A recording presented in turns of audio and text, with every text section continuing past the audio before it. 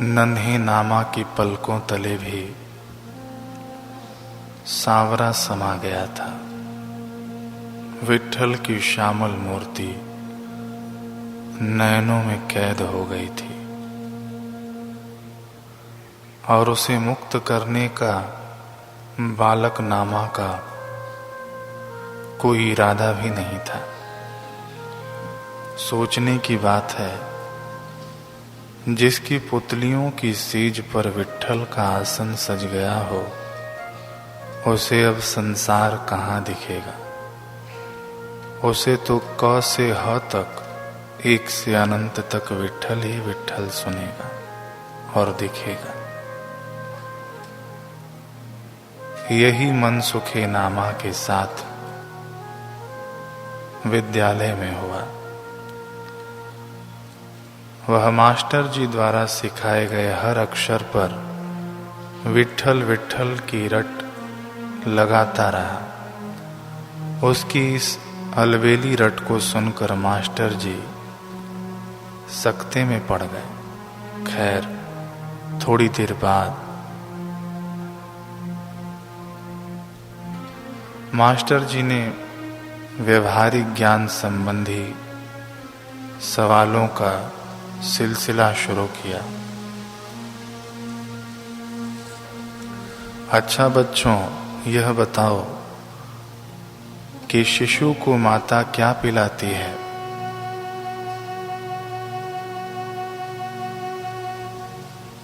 झट से सामूहिक जवाब मिला, दूध।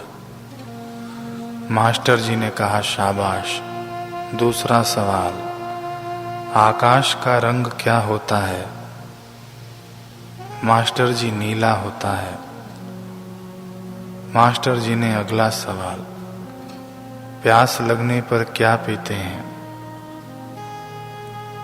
सभी बच्चों ने जवाब दिया।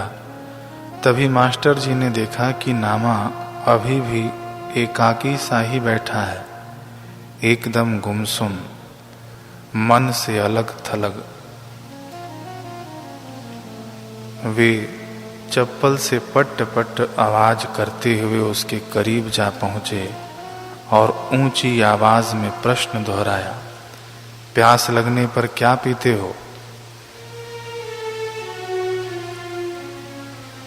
आवाज सुनकर नामा हड़बड़ा गया। मास्टर जी ने खुद को थोड़ा काबू में किया, फिर सिर पे हाथ सहलाते हुए पूछा, बताओ नामा, प्यास लगने पर क्या पीते हो? नामा पलकें उठाकर एकटक मास्टर जी को देख रहा था। अब उसने धीरे धीरे आंखें झुकाईं और कुछ बड़बड़ाने लगा। मास्टर जी ने कान लगाकर सुनने की कोशिश की। वे भौचक्के रह गए, क्योंकि वह बड़बड़ाहट भी अनूठी थी। उसमें तत्व ज्ञान की महक थी। नामा मास्टर जी के सवाल का जवाब देने की बजाय खुद सवाल पूछ रहा था कि यह जीवन क्यों मिला है, हमारा जन्म क्यों हुआ है, हम कहाँ से आए हैं, मरने के बाद कहाँ चले जाएंगे, विट्ठल कौन है, विट्ठल का वैकुंठ कहाँ है, आकाश का सूरज किसके दम से चमकता है। नामा बड़बड़ाए जा रहा है। प्रश्नों की झड़ी लग चुकी थी। एक के बाद एक प्रश्न नन्हे मुख से झर रहे थे। मास्टर जी धक्का खाकर 2 कदम पीछे हो गए। यह धक्का दरअसल उनकी सांसारिक बुद्धि और काबिलियत को लगा था। वे सोचने लगे कि जो भी हो, यह बच्चा इस कक्षा के लिए नहीं बना। यह तो किसी ऊंची और इलाही कक्षा का छात्र है, वहीं के पाठ सुनता और गुनगुनाता है। इतने में छुट्टी की घंटी बज गई। उलझे पुलझे मास्टर जी ने अपना थैला कांख तले दबाया और चल दिए। नामा भी आजाद हो गया। सुबह से वो विट्ठल दर्शन का भूखा था, इसलिए अपनी खुराक लेने सीधा मंदिर की तरफ दौड़ पड़ा। इतिहास के दूसरे छोर पर चलते हैं। उधर गोदावरी नदी के पास भी एक नया इतिहास करवट ले रहा था। परवनी जिले के गंगाखेड़ नामक स्थान पर एक गरीब दंपत्ति रह रहे थे। आदमी का नाम था दमा और स्त्री का नाम था करूड़। नामदेव के माता पिता की तरह इनकी चादर भी छेदों से छलनी थी। एक तो गरीबी की मार और दूसरा संतानहीन होने का दंश। दंपत्ति दमा और करूड़ ने मंदिरों और तीर्थों की फेरियां लगा लगा कर अपनी एड़ियां घिस डाली थी, पर शायद मुकद्दर के उन बड़े बड़े छेदों से हर दुआ छन कर नीचे गिरती जाती थी। झोली में कुछ नहीं ठहर पाता। पर आखिर एक रात सुनने वाले ने सुन ली।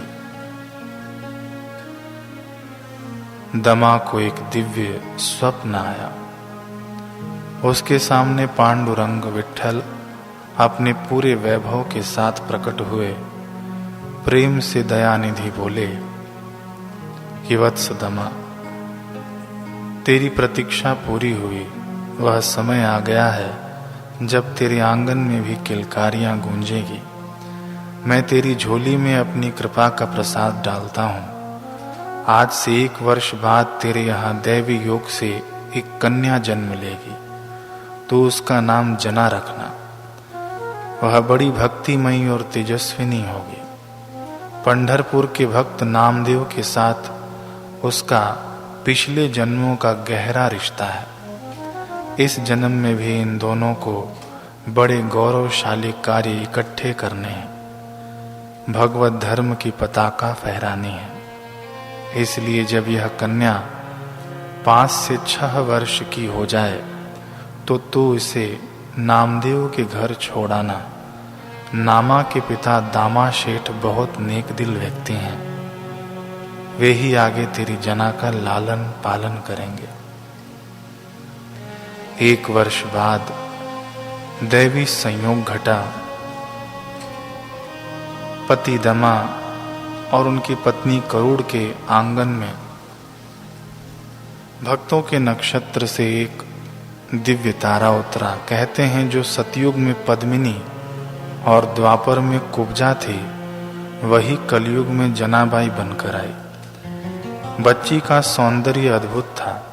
वह चंद्रमा की कलाओं की तरह बढ़ने लगी। दमा और करूड़ अपने प्यार का सारा खजाना उस पर लुटाने लगे। नामा की तरह जना के हृदय में भी विट्ठल ने अपना प्यारा सा धाम सजाया हुआ था।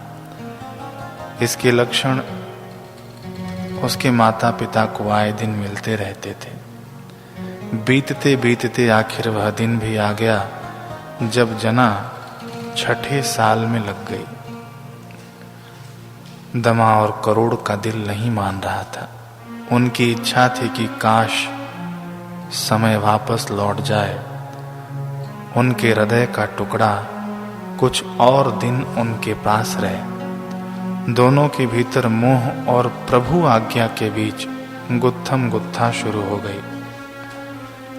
आखिरकार मोही हारे और भक्त जीते। दमा ने अपने धर्म पत्नी से कहा, करूड़ चल, समय आ गया पांडुरंग का व्रत निभाने को। हम उसकी अमानत को उसके कहे अनुसार दामा शेठ तक पहुंचा देते हैं। इतना सुनना था कि करूड़ सिसक सिसक कर रोने लग गई। दमा कहते हैं कि पांडुरंग का व्रत निभाने का समय आ गया है।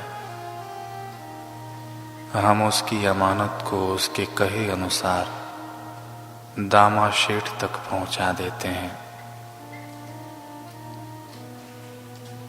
यह सुना तो पत्नी करुड़ सिसक सिसक कर रोने लगी। दमा अपनी पत्नी को धर्मानुरूप समझा रहे हैं, विविध प्रकार से समझा रहे हैं। करुड़ हिचकियां भरती हुई बोली, अरमान था कि इसके हाथ पीले करती, मेहंदी रचाती।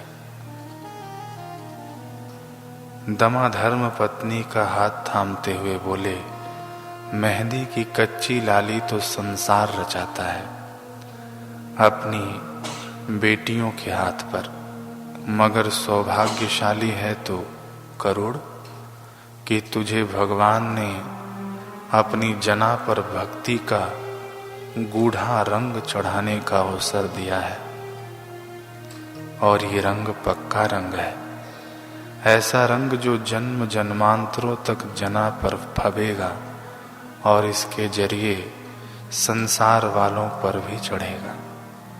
तुझे याद नहीं, विट्ठल ने कहा था कि इस बच्ची ने भक्त नामदेव के साथ धर्म की दुमदुबी बजानी है।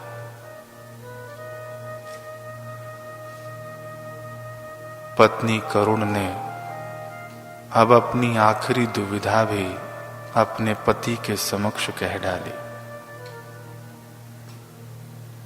कि लोग क्या कहेंगे, यही ना कि गरीबी में तंगहाली के कारण माँ बाप ने अपनी इकलौती औलाद का भार भी नहीं संभाला, अपनी छोटी सी बच्ची को ही बेच आए, और न जाने क्या क्या बातें करेंगे।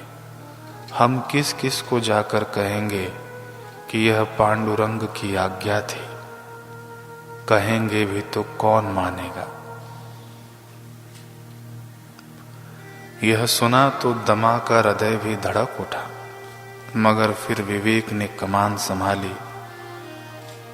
दमा समझदारी से बोले, सोचने दे जिसको जो सोचता है, हम दुनिया को देखेंगे या दुनिया बनाने वाले को देखेंगे, शर्म को देखेंगे या धर्म को देखेंगे।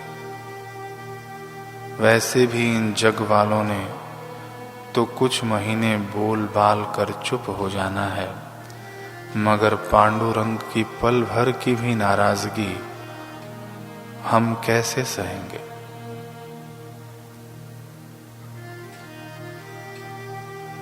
दमा ने अपनी पत्नी करुड़ को खूब समझाया। बस दोनों माता पिता अपनी बच्ची जना का हाथ पकड़कर चल पड़े पंढरपुर की ओर। सच ही धन्य हो तुम दमा और करुड़, धन्य है तुम्हारा त्याग। विरले होते हैं वे माता पिता जिन्हें ऐसा मौका मिलता है, जो अपनी संतान को धर्म के रास्ते लगा पाते हैं।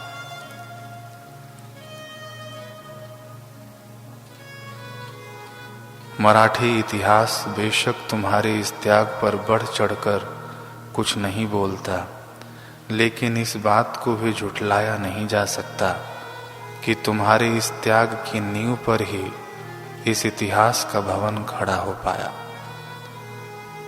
उसे दो दिग्गज भक्तों जनाबाई और नामदेव का स्वर्णिम कोश मिला। पति पत्नी जना को लेकर पंढरपुर पहुंच गए। दामा शेठ को सारी घटना सुनाई।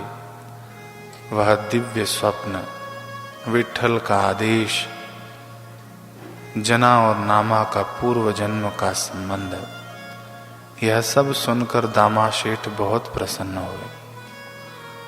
उन्होंने बच्ची जना को बेटी रूप में स्वीकार कर लिया,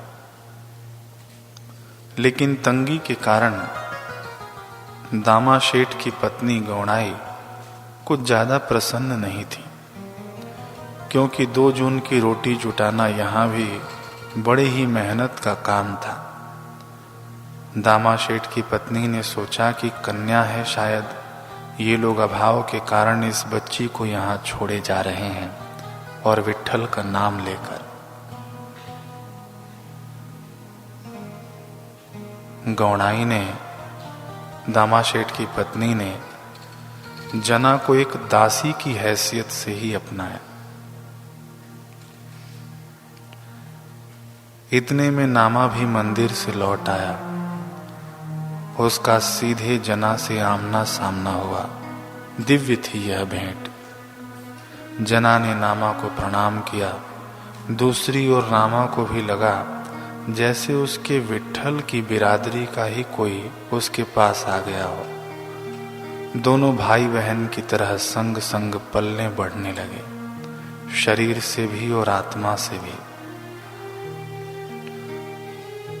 नन्हा सा नामा और प्यारी सी जना दिन भर ची ची करते रहते। उनकी इस चहचहाहट में एक ही नाम घुला होता, विट्ठल विट्ठल और विट्ठल। एक दिन दोनों घर के आंगन में खटिया पर बैठे थे। यूं ही बातें करते हुए जना ने अपनी तोतली भाषा में पूछ लिया कि नामा, तुझे विट्ठल कितना प्यारा लगता है। सवाल सुनते ही नामा ने उत्तर दिया कि मारवाड़ी जैसे नीरू बालहा, बेली बालहा करहला, जीव कुरंक निसीनादो बालहा, तीऊ मेरे मनी रामैया।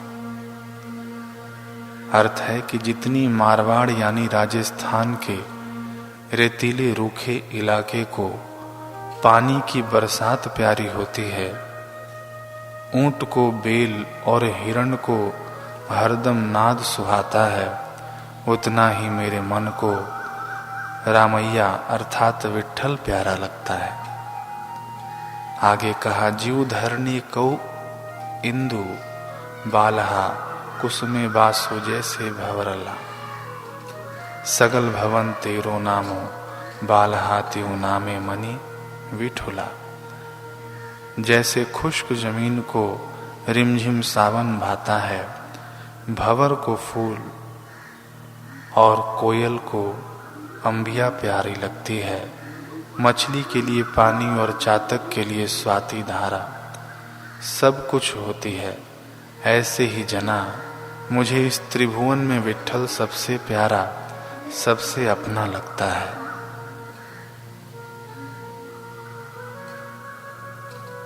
ये बातें चल ही रही थी, तभी दरवाजे की संकल खटकी। नामा की माँ ने किवाड़ खोले।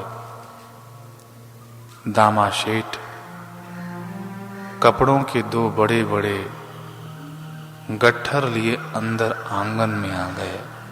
उनके चेहरे पर थकान और उलझन साफ साफ उभरी हुई थी। गौणाई ने सहारा देकर गट्ठर उतरवाया और पूछा, क्या हुआ? ईश्वर की कृपा से सब ठीक तो है ना? दामाशेठ ने कहा, ठीक तो है, बस थोड़ा सोच विचार कर रहा हूं। दरअसल आज वो शेरू पठान आया था, कह रहा था कि कल ये 2 रेशम के कपड़ों के गट्ठर उसके दूसरे गांव वाली हवेली पर पहुंचाने हैं। जरा जरूरी है, इसलिए मुझे तड़के ही निकलना पड़ेगा। गौणाई ने कहा, कोई बात नहीं, आप हो आओ, मैं यहाँ सब संभाल लूंगी। दामाशेठ ने कहा, मगर विट्ठल को भोग कौन लगाएगा? कल मंदिर में नैवेद्य लेकर कौन जाएगा?